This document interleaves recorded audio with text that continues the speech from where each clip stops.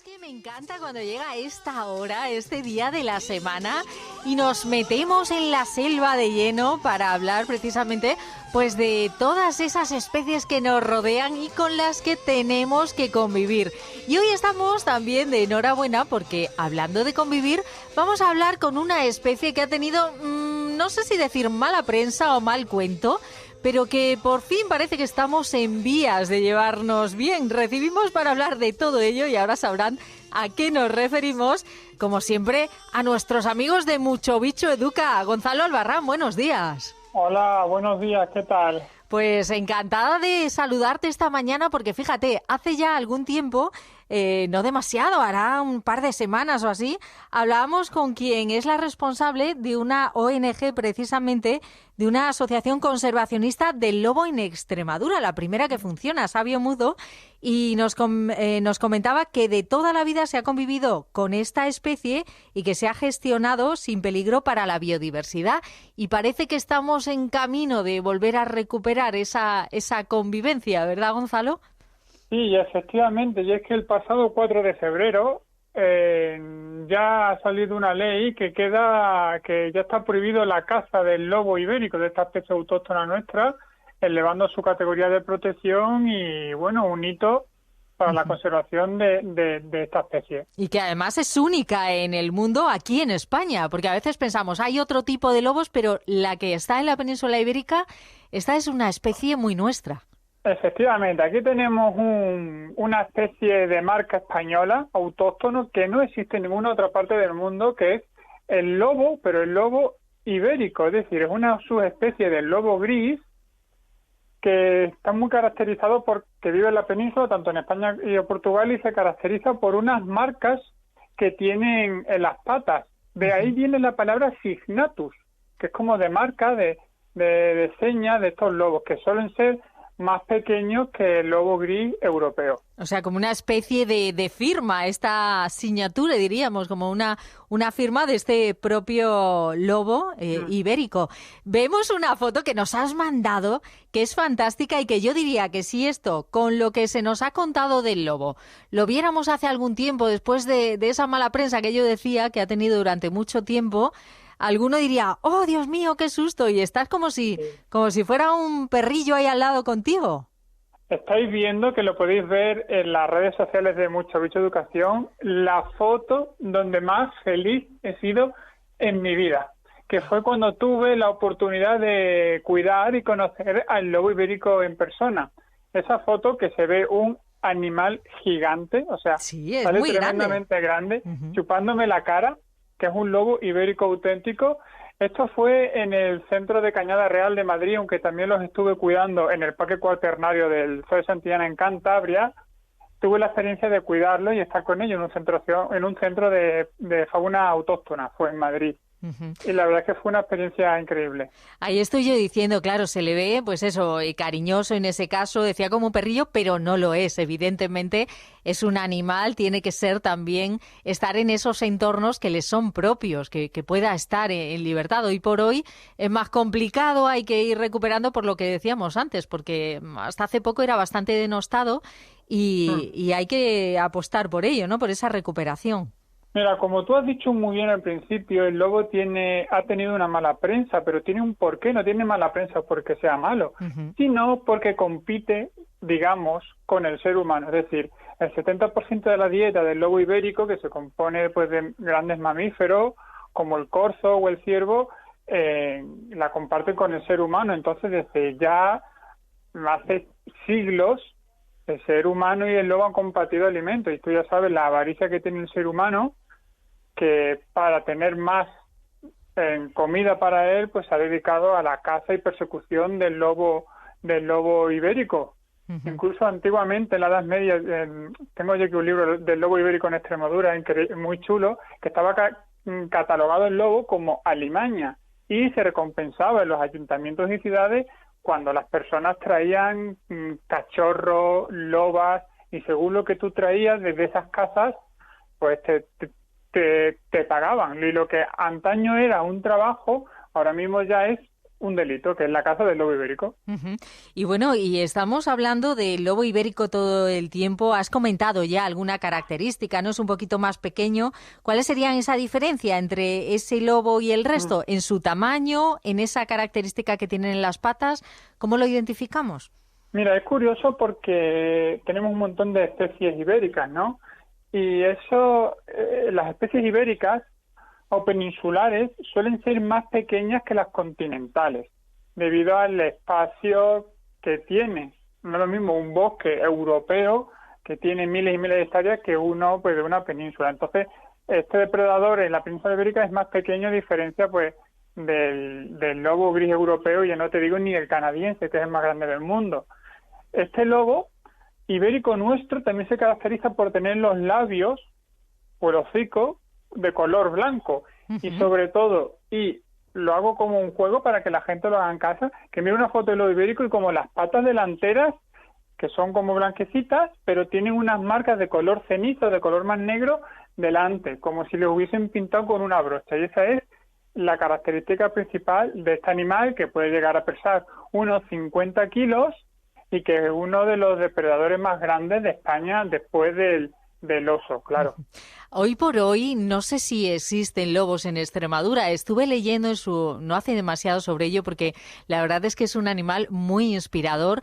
Estuve leyendo también para la otra entrevista que tuvimos, y en algunas lecturas se ponía que a lo mejor podían terminar entrando, ¿no?, por el norte de la región y demás, pero hoy por hoy no está catalogado como que existan, ¿no?, en Extremadura, pero sí que existieron.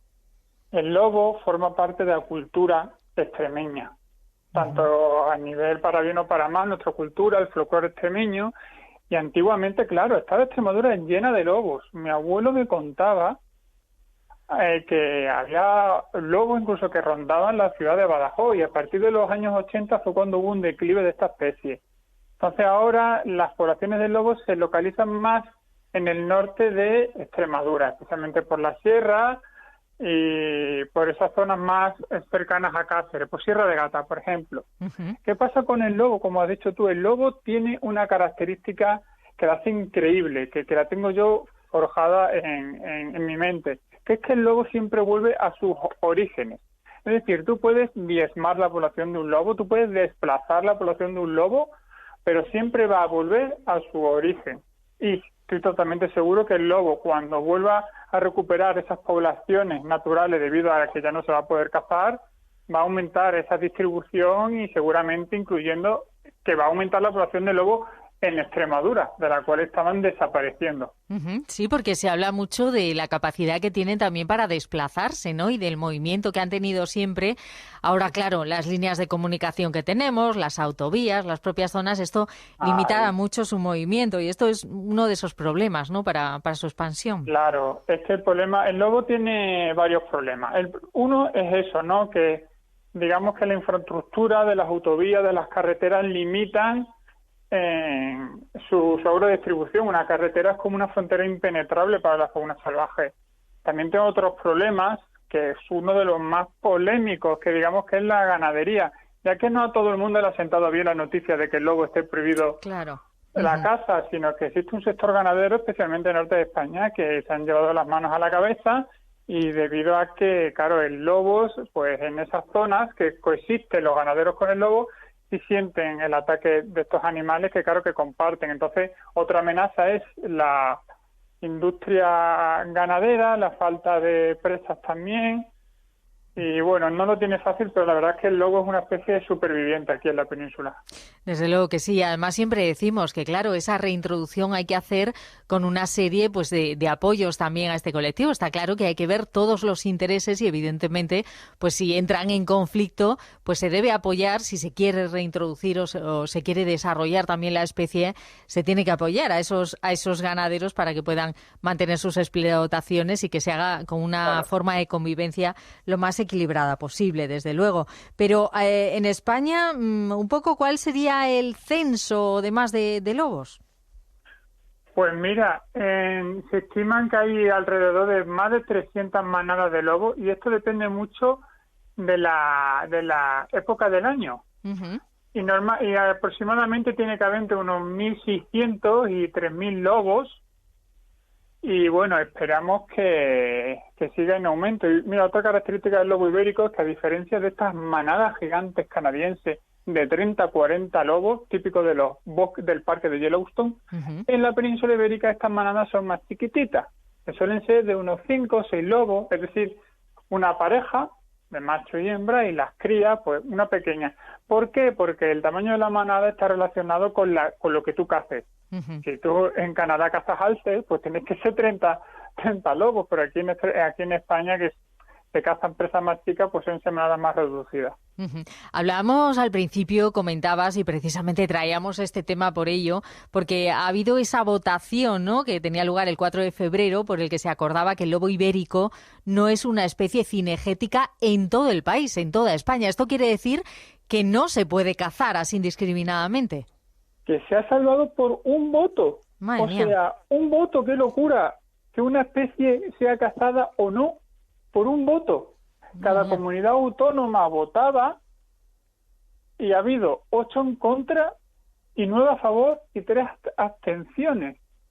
Entonces, si es verdad, o sea, era una actividad turística y comercial la caza del lobo ibérico, es decir, lo típico, ¿no? Ahora que yo no sé mucho de caza, pero sí sé que se vendía, ¿no? Tú vendes la caza del lobo, no sé si rondaba los 1.000, 4.000 euros, y se estipulaban cuántos lobos se podían cazar.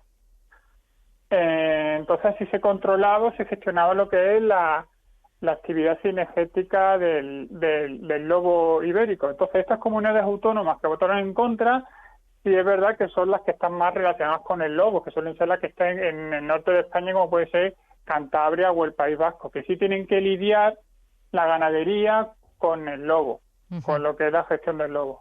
Ahí está, porque ataques hay, evidentemente alguno habrá, o no existen, o no se dan, o son muy residuales. Los ataques del lobo al ganado es una realidad natural. Claro, que no tienen comida, claro, otro tipo de alimento. Pues claro, coexisten en un espacio físico. El lobo es un animal depredador. Y es verdad que lo ideal es que el lobo cace otro tipo de presa salvaje, que habría que debatir si el lobo tiene esa cantidad de presas de ciervos, de corzos, de jabalí, y que quizá eso también disminuiría los ataques a los ganaderos, pero sí existen los ataques a la ganadería y se están desarrollando continuamente proyectos y programas para ayudar a los ganaderos.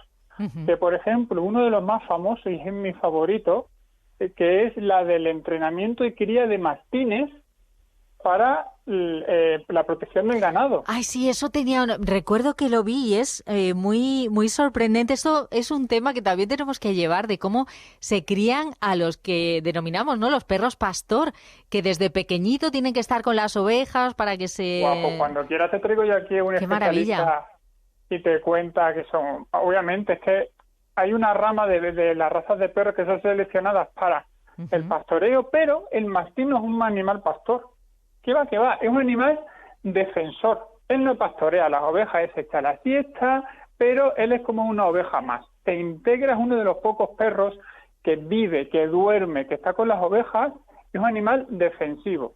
Y no quiere decir que mate al lobo cuando viene, sino que ya la mera presencia del mastín hace que los lobos no entren. Es un animal que nunca va a dudar en defender al ganado del lobo, sea un perro contra 7 lobos. Entonces no es una herramienta para atacar al lobo, sino un arma defensiva que repele a que el lobo se acerque a estas ganaderías. Para cuidarlas. En cualquier caso, bueno, siempre es un tema apasionante que nos llama mucho la atención, pero ¿por qué dirías tú, en resumen, que es necesario proteger el lobo ibérico? Porque siempre nos hablas de que no es solamente una especie, no es solamente un animal, sino que tiene que ver con todo el ecosistema, ¿no? O sea, no está elegido al azar. No se ha dicho vamos a coger al lobo, que es un animal precioso, o vamos a coger el tal. No, es que el lobo es la clave. Proteger el lobo es proteger un ecosistema entero. Porque ¿qué han elegido? Han elegido lo que está arriba de la pirámide. Un ecosistema es como una cadena, que están entrelazados, una pirámide en la que hay depredadores y presas. Entonces, ¿qué pasa? Que si tú quieres conservar la biodiversidad de España tienes que empezar por los elementos más débiles o de los que menos abundan, que son los depredadores. Entonces, cuando tú proteges al lobo, aumenta el lobo. El lobo va a controlar las poblaciones ¿de qué? De ciervos, de jabalí. Controlando esas poblaciones de jabalí vas a conservar niveles inferiores, como puede ser la vegetación de plantas, las pequeñas presas. Entonces, protegiendo una especie, están conservando un hábitat entero. Hay un documental precioso, increíble, en Canadá, de cómo hablan de que los lobos rigen el cauce de los ríos, porque como el lobo afectaba a ciertas especies de presas, como los castores o alces, iban alternando todo el ecosistema. Entonces, el objetivo de la conservación del lobo es la conservación de la biodiversidad en general. Bueno, oye, nos encanta desde luego hablar y ir conociendo también lo que es. Yo lo siento, a mí me sacas al lobo. Y a que no, y viendo además esas imágenes, Gonzalo, es que es muy bonito, la verdad es que es un animal impresionante. Y hablando de naturaleza y hablando de animales, bueno, esta semana te hemos tenido a pleno rendimiento, el pangolín nos queda un poquito más lejos, pero el lobo, la verdad. El lobo ibérico es nuestro, es nuestra marca, es un icono nacional, es un icono de la conservación, un legado de Félix Rodríguez de la Fuente, y creo que debería ser nuestro símbolo. Desde luego que sí. Pues nos vamos a quedar con él por hoy. Volvemos por aquí dentro de un par de semanas a ver qué novedad tenéis, que seguro que hay muchas. Hoy nos hemos centrado en esto, pero no paráis, estáis a pleno rendimiento. Tenemos más historias, novedades. Tengo una novedad para el mes que viene, increíble. En 2 semanas lo contamos aquí. Bueno, qué bueno. Siempre novedades y siempre actividades de Mucho Bicho Educa. Un abrazo grande y también desde el Centro de Rescate. Visiten sus páginas. Un besito, Gonzalo. Nos vamos.